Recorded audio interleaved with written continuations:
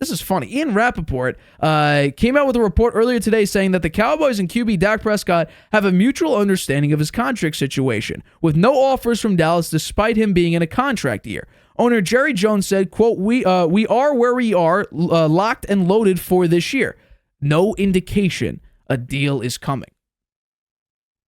I think Cowboy Nation, I think it kind of split between oh no and about time. I think the big question mark here is, what is Dak Prescott expecting to be paid? And I think this is a very, very crucial question here, because if his expectations are what some of the rumor reports are of $59 million a year or $60+ million a year, then if I'm Jerry Jones, if I'm Mike McCarthy and I'm still expected to be the head coach of the Dallas Cowboys, I would say, buy Dak. I'd let him hit the open market. Because a similar player to Dak Prescott over the past, let's say, 6 seasons, give or take, he just got about $45 million. And that's actually Kirk Cousins. The stats are very, very similar since 2018 when Kirk Cousins joined the Minnesota Vikings. And for the audio-only listeners on Spotify, I'll read it to you. So, Dak Prescott has 51 wins compared to Kirk Cousins' 50. Completion percentage is 67.6 for Dak, 67.9 for Kirk Cousins. Passing yards per game, Dak's a little bit more with about 10 passing yards per game more, 274 to 264. Touchdown interception ratio, this is where Kirk Cousins, surprisingly, is significantly better. 157 in touchdowns to 171. 57 interceptions to 55 in favor of Kirk Cousins. Passing yards per attempt, the graphic's wrong there, is 7.7 to 7.6. Dak Prescott's 0.1 more, and passer rating, Kirk Cousins hasn't beat by one singular passer rating point. Same exact player. And Kirk Cousins just went to the Atlanta Falcons in the worst conference, in the worst division in football, and got about $45 million a year. And Dak Prescott, the report is, might get 59 per year. Some say 60 plus. Not great for Dak. Will Jerry Jones overpay, which he has done previously for Ezekiel Elliott, offensive line, defensive players? Will he overpay for his quarterback? I wouldn't, because you still have CeeDee Lamb you got to pay, and you also got to pay Micah Parsons. Can you get another quarterback? And by the way, it's going to be very, very difficult for them to, replace him. Maybe is that why Trey Lance is there? I don't know. I'm not exactly sure about that. But what we should come to expect from Dallas is they'll win 12 games like they have for the past several years. They'll get into the playoffs. Maybe they'll lead the NFC East. Maybe they'll be the number 2 in the NFC East. And they'll have a disappointing playoff run that it may end after game 1. Whether it be the wild card, whether it be the divisional round, they'll probably lose after game 1, which has been the case for a number of years now. The definition of insanity is doing the exact same thing and expecting a different outcome. That's kind of what the Cowboys have been for a number of years, doing the same thing, expecting a different outcome. And keeping Dak Prescott and then paying him way too much, which Jerry Jones, like I said, has done in the past, it's the definition of insanity, which I'm sure Cowboys fans they've been going insane since probably the last Super Bowl, which was, 25, 30 years ago at this point? So, if you're expecting the Cowboys to come up and all of a sudden dominate in the NFC and dominate in the NFL, and then during the playoffs, Dak Prescott becomes such a great Hall of Fame caliber quarterback, or hell, even MVP caliber in the playoffs, I think it's safe to say you're sadly mistaken, because this was one of the better Cowboy teams, Dak Prescott being less turnover prone, at least in the regular season, went up against the youngest team in the NFL and got blown out by them. They didn't score a touchdown basically in the first half. They scored one with 30 seconds remaining in the second quarter, but basically they didn't score a singular touchdown for the entirety of the first half. Jordan Love, who did not have a good first half of the season, he destroyed the Cowboys defense that was shutting down other teams, like putting up big goose eggs for other teams, Jets, Giants, like shutting them down entirely. And the youngest team in the NFL, the Green Bay Packers, took them to the cleaners Didn't even pay. Just walked straight out. And that's the Cowboys team that we expect now to make it to the Super Bowl. Now, can that idea change? New information, new opinions, new takes. If the Cowboys all of a sudden and Dak Prescott looks damn near perfect and he goes out, balls out, no turnover really. He's the same way, not turnover prone. The defense is as dominant as it's ever been. Mike McCarthy's doing a great job with clock management, which he hasn't been for a number of years. And then all of a sudden they're out winning major games and going up against San Francisco and upsetting the 49ers, going against the Eagles, doing a great job against them, taking revenge against the Packers, doing well against the Detroit Lions, maybe plays the Chiefs and does well against them, whatever the case may be. And all of a sudden we're seeing a new and improved Dak Prescott this far into his career. Maybe that idea changes.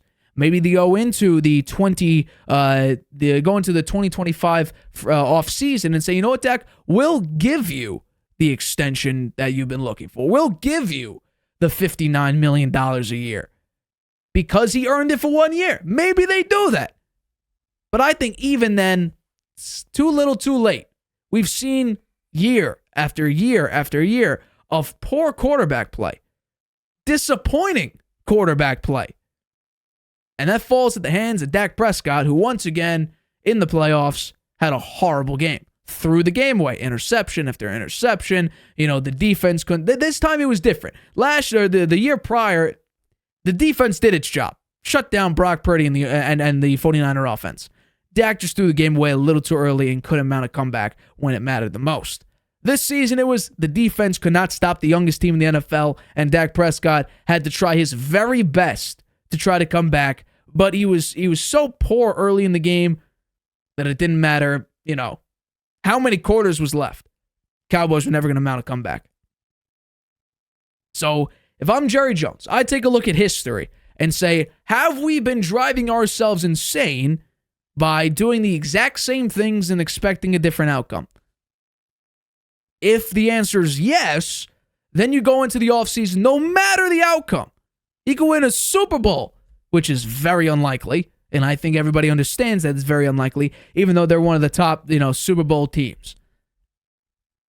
I don't care what happens. Dak Prescott will never get to a Super Bowl. Your team hasn't done anything in free agency. The draft, I don't think you'll fix any of your gaping holes during the draft, because normally you have to grow these players. They have to develop. They're not instant successes, especially where you're drafting. And then you have a quarterback who, when it comes to playoff time, comes up extremely small. Oh, and then this big thing, you don't have a running back. Now, I know a lot of people think, the running back is one of the most, disposable positions, and it's so easy to get a decent quality running back. Did we see the Cowboys last season with Tony Pollard as their feature back? He ran for 100 or more yards out of 18 games in the regular season, one singular time. And the numbers were there. When Dak throws it 35 times or more, he's a significantly worse quarterback than when he actually has some run help. Maybe we could argue that the best season Dak Prescott has ever had was the first year with him and Ezekiel Elliott, where Zeke was the best running back in the NFL. That might be the best year of Dak Prescott, and it was so early on. He peaked and was never able to get close to that peak again because he never had the same amount of success or help from that point on. So, this season to me, unless something insane happens, where Dak all of a sudden becomes great, in high-intensity moments and in high-pressure moments, he actually looks competent and looks like a top-tier quarterback when it matters. If he doesn't turn into Kirk Cousins, which, based on the numbers, he is Kirk Cousins. If he turns into, a better quarterback than he has been when it matters the most, serious consideration.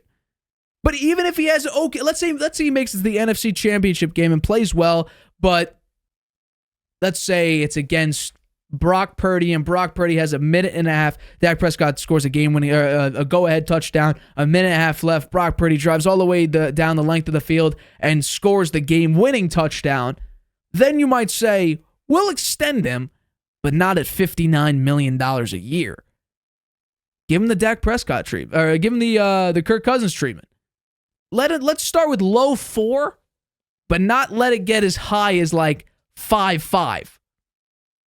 Keep it in that range, erring on the side of let's keep it within the $40 million range. If it gets too high in the 50s, you're paying him like the number one quarterback in the league, which I think everybody can say, whether you're a Cowboy fan or not, that he's definitely not the best quarterback in the league. So Jerry Jones has been this, all in by keeping the core set of players there.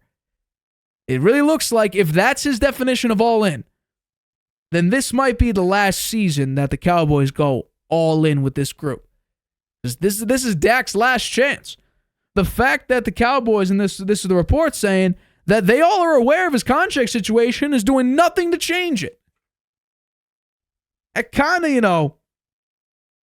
of speaks for itself that they don't believe in Dak Prescott anymore. And he is basically like one of these young quarterbacks who need to prove what they're worth, whether it be Justin Fields, Mac Jones, Trey Lance had his opportunity but no longer had his opportunity. There is an opportunity for Dak Prescott to prove it, but he's going to need to do something that we have not yet seen from the Cowboys starting quarterback. Hi, everybody. Thanks for watching. Make sure you subscribe here to get the latest from the show. Also, if you want to check out the full episode, make sure you click the I in the top right-hand corner right now. If you want to listen to this show anywhere you go, make sure you go to anchor.fm/The Harvey Hour or anywhere you get your podcasts.